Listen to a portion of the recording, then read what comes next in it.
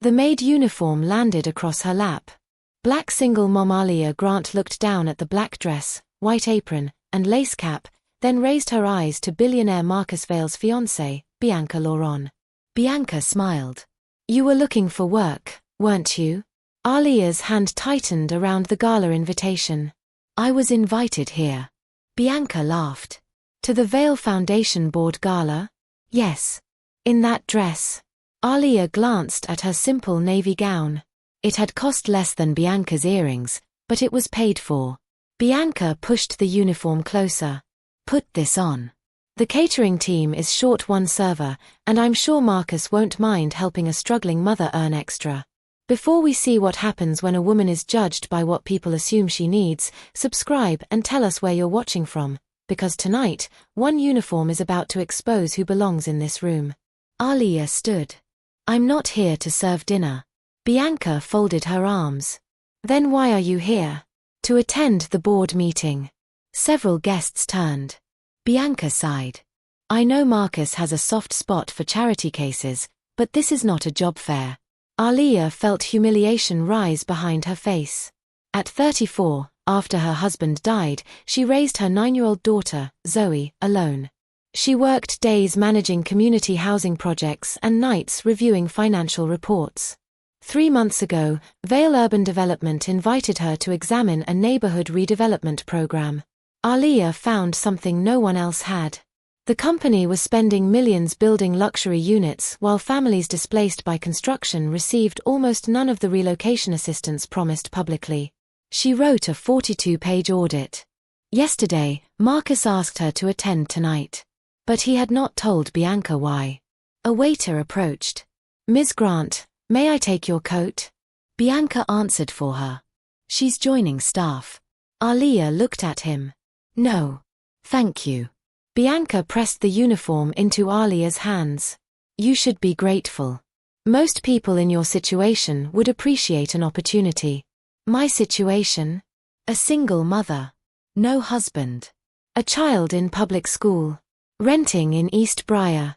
Aaliyah went still. How do you know where I live? Bianca's smile faltered. It was in the guest security file. My residential address was not. Bianca changed the subject. Are you going to make a scene? No. Aaliyah placed the uniform on a chair. I think you already did. Bianca grabbed her wrist. You do not walk away from me. Aaliyah looked down at her hand. Let go.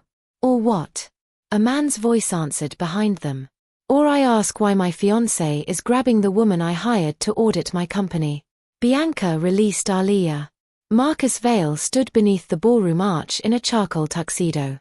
Beside him were 6 members of the Vale Urban Board. Bianca stared. You hired her? Marcus looked at the maid uniform. What is that? Bianca laughed nervously. A misunderstanding. Aaliyah picked it up. She thought I was looking for work. Marcus looked at Bianca. She is working. Bianca relaxed. Then Marcus continued. For me. The board members approached. Marcus turned toward them. Everyone, this is Aaliyah Grant. She conducted the independent housing audit I told you about. One director extended his hand. Ms. Grant, your preliminary findings were impressive. Bianca's face emptied. Aaliyah shook his hand. Thank you. Marcus continued. And before dinner, I'm introducing her as Interim Community Oversight Director. Silence. Bianca stared. Director? Subject to tonight's board vote, Marcus said. Aaliyah looked at him. You didn't tell me that. I wanted the board to hear your report first. Bianca forced a smile. How wonderful. Aaliyah did not smile back. Then maybe we should discuss why she knew my address. Marcus's expression changed. Bianca reached for champagne. I told you. Security file. Marcus looked toward his chief of staff. Do guest files include home addresses? No, sir. Aaliyah removed a folded eviction notice from her purse. I received this yesterday. Marcus read it. Notice to vacate. Property owner, Vale Residential Partners. Authorized representative, Bianca Laurent. Marcus looked up. You authorized her eviction? Bianca's eyes widened. I sign hundreds of property documents. You are not employed by Vale Residential. I assist with household matters. This is not a household. Aaliyah pointed to the date. The notice was issued 2 hours after I submitted my final audit. A board member took the document. That looks retaliatory. Bianca's voice sharpened. Why would I care about her audit? Aaliyah opened her folder. Because page 31 names Laurent Advisory as the company receiving relocation consulting fees. Bianca stopped moving. Marcus took the report. How much? $3.8 million over 18 months. Bianca recovered. My father's firm handles community outreach. Aaliyah shook her head. I called every listed tenant group. None had heard of Laurent Advisory. One board member whispered, then where did the money go? To 12 shell vendors sharing one bank account. Marcus looked at Bianca. Whose account? Aaliyah reached into her folder. Before she could answer, a security officer hurried into the ballroom. Mr. Vale, we have a problem. He handed Marcus a phone. On the screen, 2 police officers stood outside Aaliyah's apartment. Zoe was behind them, clutching her school backpack. Aaliyah's heart stopped. What happened? The officer said, someone reported that Ms. Grant abandoned her child overnight. Aaliyah grabbed the phone. That's a lie. My sister is with her. The camera turned. Her sister was being led from the apartment in handcuffs. The officer continued. We also found a company envelope containing $20,000 in cash under Ms. Grant's bed. Every face turned toward Aaliyah. Bianca covered her mouth with perfect shock. Aaliyah looked at her. You planted it.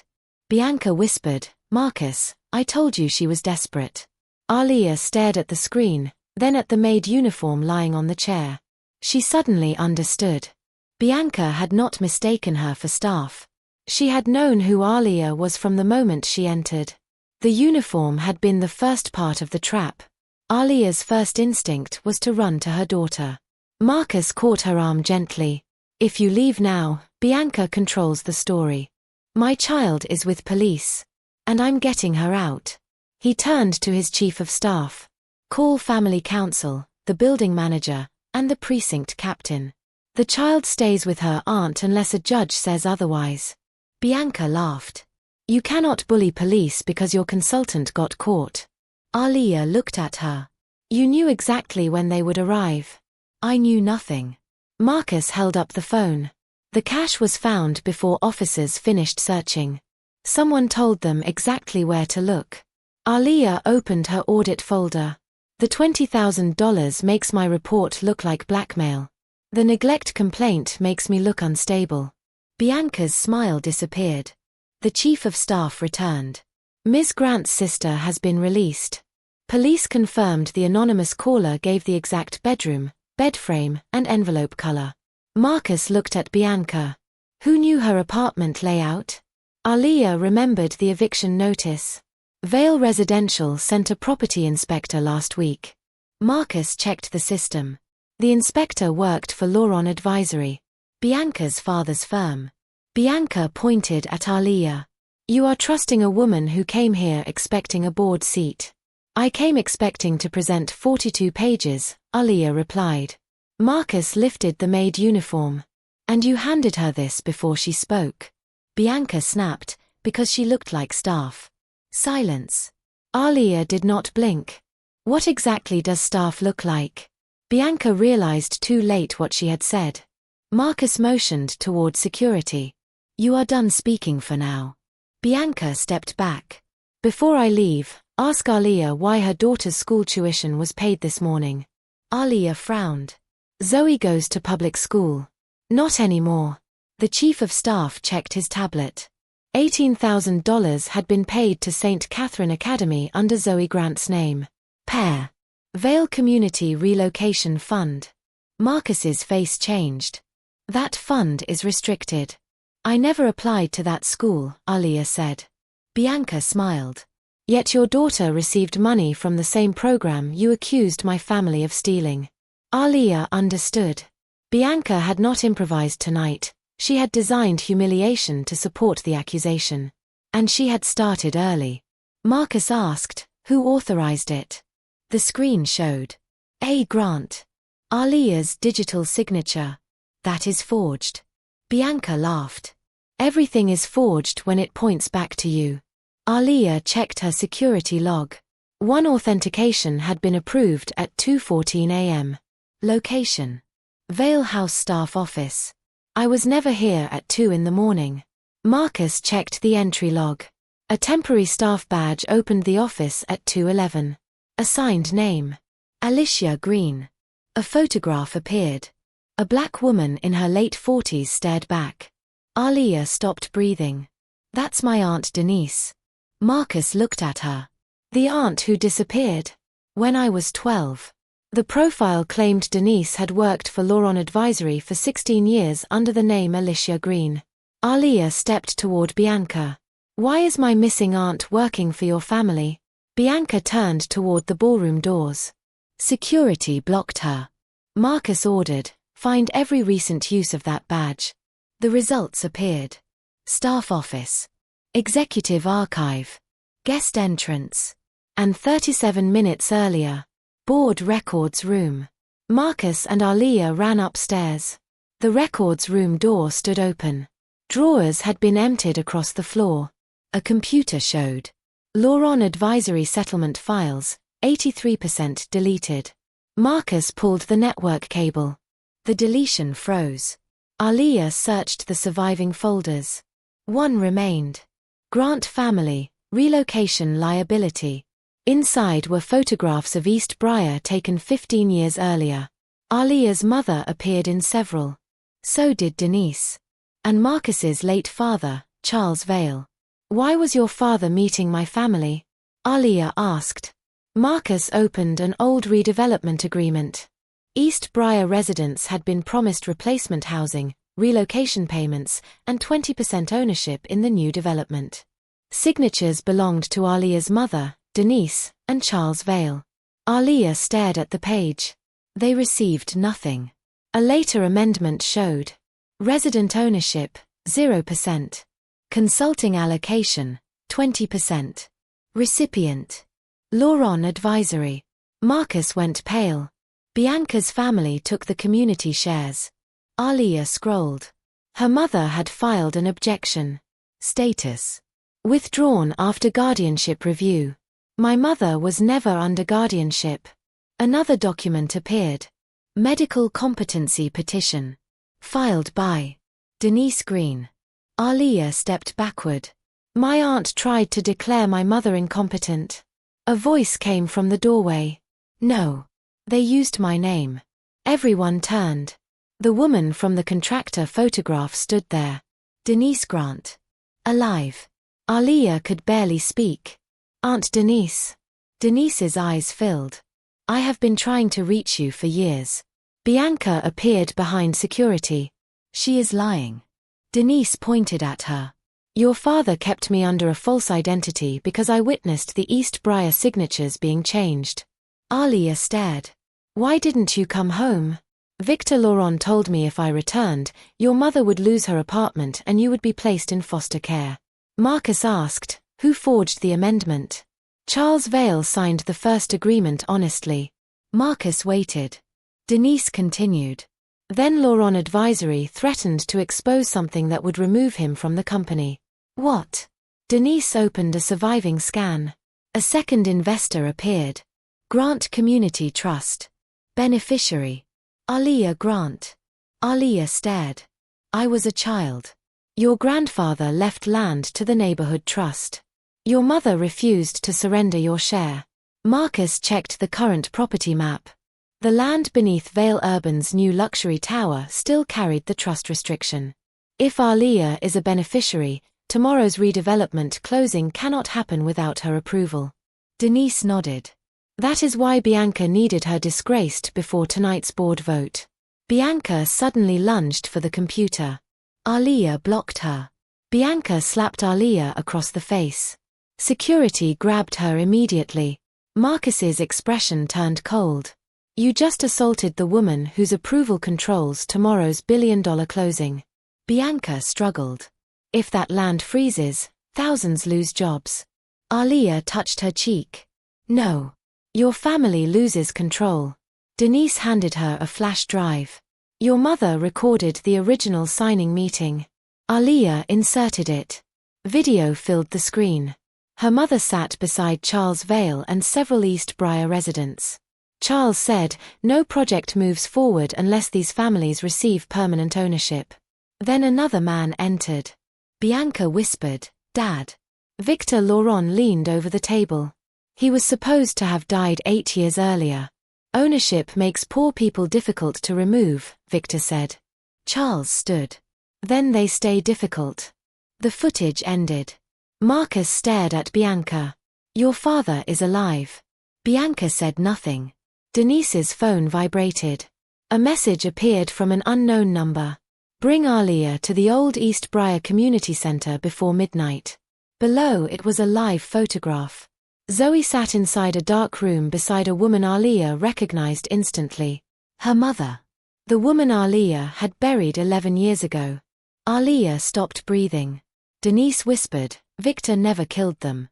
Another message arrived. He kept them because only 3 Grant women can release the land trust. Marcus looked at the board clock. 48 minutes remained before the closing vote. Aaliyah stared at her daughter beside the mother she believed was dead. Bianca had not merely tried to humiliate a black single mother at a gala. Her family had been waiting for Aaliyah to return to East Briar for 15 years. Aaliyah stared at the photograph of Zoe beside the mother she had mourned for 11 years. Where is that community center? Denise answered. 6 blocks from the East Briar Tower. Marcus checked the clock. 46 minutes. Bianca laughed between the security guards. You think Victor is waiting there alone? Aaliyah turned to her. No. I think he is waiting for 3 Grant women. Marcus ordered police toward East Briar without sirens. Aaliyah insisted on going. My daughter is there. And Victor expects you. That is why I have to be. Denise handed her the flash drive. Your mother taught me one rule, never bring the only copy.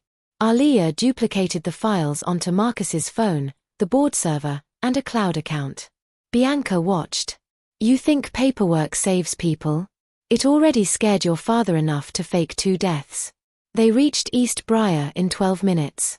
The old neighborhood looked nothing like Vale Urban's glossy renderings. Half the storefronts were boarded. Construction fencing surrounded entire blocks.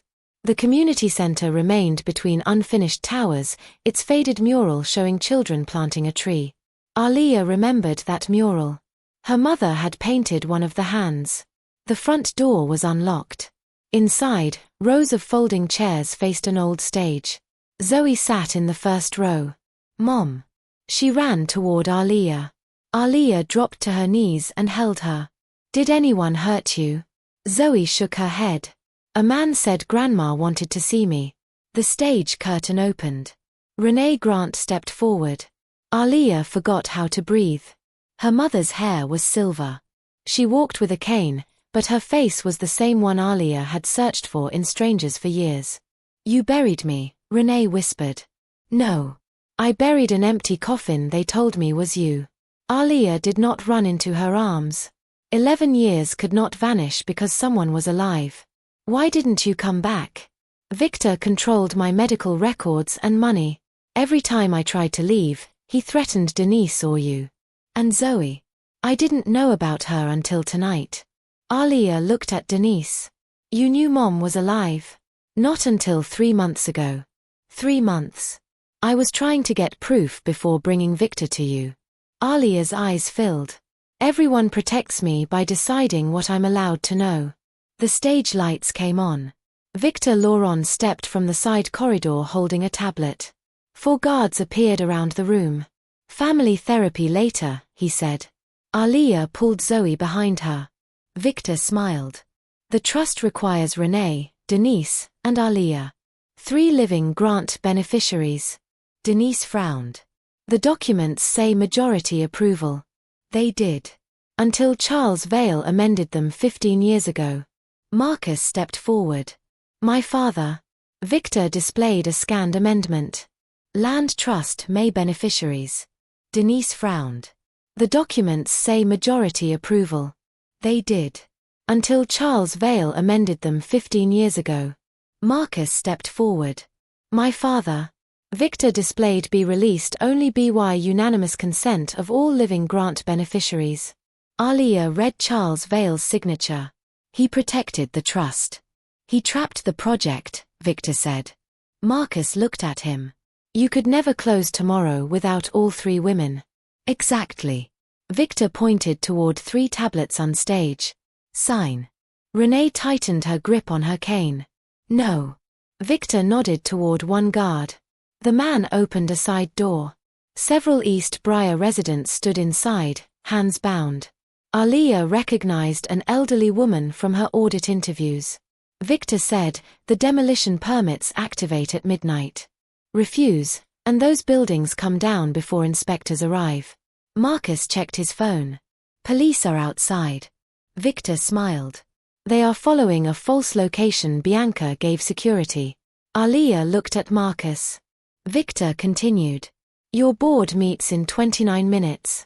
If Marcus misses the vote, the interim chair can approve the closing. Who is interim chair? Aaliyah asked. Bianca. Marcus went still. She is not on the board. She became eligible when you signed the engagement asset agreement. Aaliyah looked at the tablets. Show me the release language. Victor laughed. You are not negotiating. I am the beneficiary you need. He handed her one. Aaliyah read slowly. The trust release transferred East Briar land to Vale Urban for $1. Residents waived permanent ownership. Relocation obligations disappeared. One line stood out. Consent becomes invalid if any beneficiary signs while physically restrained, threatened, or denied independent counsel. Aaliyah looked at the bound residents. Victor noticed. They are not beneficiaries. No. They are witnesses. She raised the tablet. Your own contract says coercion invalidates consent. Victor grabbed Zoe by the shoulder. Aaliyah moved instantly. Take your hand off my daughter. Then sign. Zoe looked frightened but did not cry. Mom, he said you were poor because grandma refused to help rich people. Victor pulled her closer. Marcus stepped forward. One guard raised a weapon. Aaliyah stopped Marcus with one hand. She looked at Zoe. What did I teach you about scary adults? Listen to what they forget. What did he forget? Zoe pointed toward Victor's tablet. He typed his password where I could see it. Victor looked down too late. Zoe shouted, Renee 1984. Denise grabbed the unattended control laptop and entered it. The building system opened. Marcus locked the exterior doors from inside and sent the security feed directly to Vale Urban's board. Victor lunged toward Denise. Renee swung her cane across his shin. He fell. A guard reached for Aaliyah. Marcus tackled him into the folding chairs. The remaining guards hesitated when police sirens sounded nearby. Victor crawled toward the demolition control. Aaliyah reached it first. The screen showed 12 East Briar properties scheduled for automatic demolition. She pressed cancel. Authorization required. Victor laughed. Only the interim board chair can stop them. Marcus stared at the screen. Bianca. Aaliyah checked the countdown. 24 minutes. Then the board livestream opened. Bianca stood at the head of the gala table with Marcus's empty chair behind her. She smiled into the camera. Since Marcus Vale is absent, I move that the board approve the East Briar closing immediately. Aaliyah watched directors begin raising their hands. Victor smiled through the pain. You saved your daughter. He looked at the demolition clock. Now choose which neighborhood dies. The board vote climbed to 4 approvals. Aaliyah stared at the livestream. Bianca stood beneath the ballroom lights, one hand resting on Marcus's empty chair. 5 votes are required, Marcus said. The 5th director slowly raised his hand. Aaliyah grabbed Denise's shoulder. Can we speak through the board feed? Denise found the audio control. Only the interim chair can authorize outside speakers. Victor laughed from the floor. Then watch your neighborhood disappear politely. Zoe stood close to Aaliyah. "Mom," the password worked on his tablet.